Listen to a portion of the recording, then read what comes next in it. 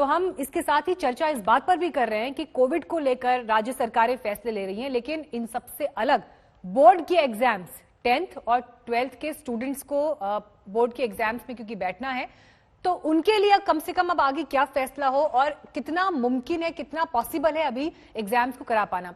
तमाम खास मेहमान हमारे साथ लगातार इस चर्चा में जुड़े हुए हैं। डॉक्टर अशोक पांडे, मैं आपका रुख अब करना चाहूंगी। देखिए, जो अभी ब्रेकिंग न्यूज हम दिखा रहे हैं, नोएडा, गाजियाबाद में भी नाइट कर्फ्यू को लेकर फैसला किया गया। हाईकोर्ट ने कहा कि अकेले कार में भी आप बैठे हैं तो आपको मास्क लगाना जरूरी होगा। इसके अलावा महाराष्ट्र में आंशिक लॉकडाउन जैसी स्थिति है, वीकेंड्स पर सब कुछ बंद किया जा रहा है। तो ऐसे में बच्चों के लिए भी तो फैसला लेना पड़ेगा ना सर? जी हाँ, बिल्कुल लेना पड़ेगा। मीनाक्षी जी, 2 मिनट में मैं अपनी बात कहना चाहूंगा। जी सर। डॉक्टर पारिक और डॉक्टर मलिक और मैं, हम सभी लगभग एक पृष्ठ पर भी हैं। आप इसे अलग अलग न समझे। दोनों लोगों ने एसेंशियली क्या कहा? हाँ, दोनों लोगों ने मूल रूप से क्या कहा कि ये एक बड़ी अनप्रेडिक्टेबल स्थिति बन गई है और हमें अपने रिस्पॉन्सेस को भी फ्लेक्सिबल बनाना पड़ेगा, एडिक्वेट बनाना पड़ेगा। और मैं भी यही बात कह रहा हूँ। 2 या 3 चीजें इसमें बड़ी आवश्यक हैं। ये समझना, जो केसेस हैं बिल्कुल ठीक हैं। आफ्टर ऑल, मार्च के बजाय हमने मई में परीक्षाएं जब की थी तो वो भी तो एक डिसीजन ही था ना, और किन बातों को रख के ही लिया गया था। तो ऐसा नहीं है कि बच्चों के हित में, समाज के हित में डिसीजन नहीं लिए, ऐसा बिल्कुल नहीं।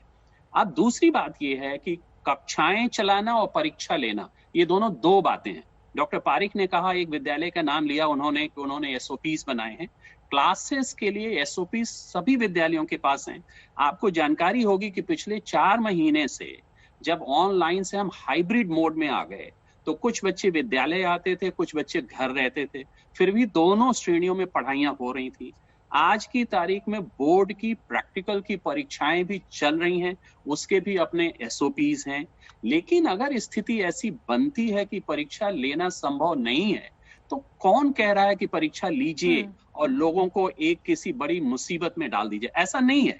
मेरा सिर्फ यहाँ कहना यह है कि परिस्थितियों को अभी समझने की आवश्यकता है। परीक्षाएं और बच्चों का भविष्य और स्वास्थ्य के बीच में एक संतुलन बनाना है, और उसके लिए मेरे समझ से अधिकारी, अभिभावक, आफ्टर ऑल टीचर्स ने बीच का रास्ता क्या हो सकता है? आप क्योंकि एजुकेशन के फील्ड को देख रहे हैं। बीच का एक तो सबसे बड़ा रास्ता ये है कि अगर ये केसेस बढ़ गए, और ये बहुत पूरे देश में व्यापक रूप से है, अगर डॉक्टर मलिक ज्यादा अच्छा बता सकते हैं कि ये जो ज्यादातर केसेस अगर कुछ कंटेनमेंट जोन्स में हैं, सब जगह नहीं है, तो क्या कुछ जगह की परीक्षाएं हों, कुछ जगह की न हो? क्या हम कुछ और दिनों के लिए इसे आगे बढ़ा सकते हैं? क्या हम इंटरनल असेसमेंट पे मार्क्स दे सकते हैं? क्या हम बच्चों, विद्यालयों के ऊपर छोड़ दें? क्या ये बच्चे सिर्फ अपने विद्यालय में आके ही परीक्षा दे? मेरे ख्याल में ऑप्शंस की कोई कमी नहीं है।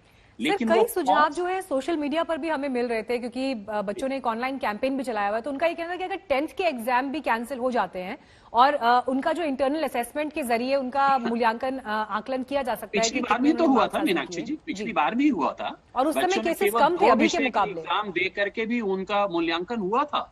तो ऑप्शंस की कमी नहीं है, और ऑप्शंस को एक्सरसाइज करने के लिए विल की भी कमी नहीं है।